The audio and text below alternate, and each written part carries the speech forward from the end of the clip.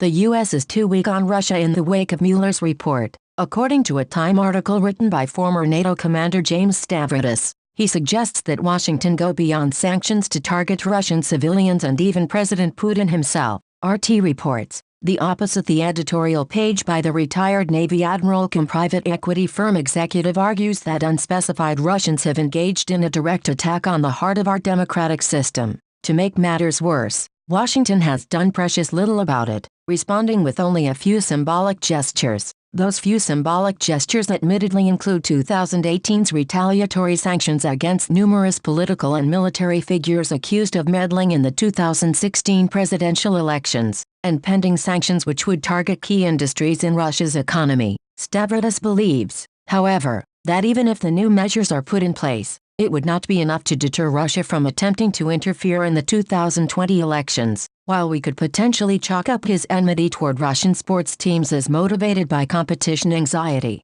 it's hard to imagine what the Russian National Orchestra did to draw the ire of a former NATO Supreme Allied Commander. Europe. Jokes aside, Stavridis' demands are most likely just in keeping with Secretary of State Mike Pompeo's "do as we say if you want your people to eat" collective punishment sanctions strategy. Unfortunately, the ex-NATO commander continues, the U.S. seems to be experiencing some sanctions fatigue. In the words of Marco Rubio, Congress is apparently getting a little tired of constant efforts to dominate foreign countries through economic punishment. Fortunately, he assures us, there are even more direct ways to put on the pressure. If economic and personal sanctions fail to coerce Putin, there is always the option of directly punishing ordinary Russians. For instance, the U.S. could impose travel restrictions more broadly on Russian citizens who seek to come to the United States for any purpose. The U.S. could also refuse to participate in helping rebuild Syria, and forego helping to secure oil prices, he suggests. Beyond this, we should also educate our children at the earliest age about what information is real and what is fake,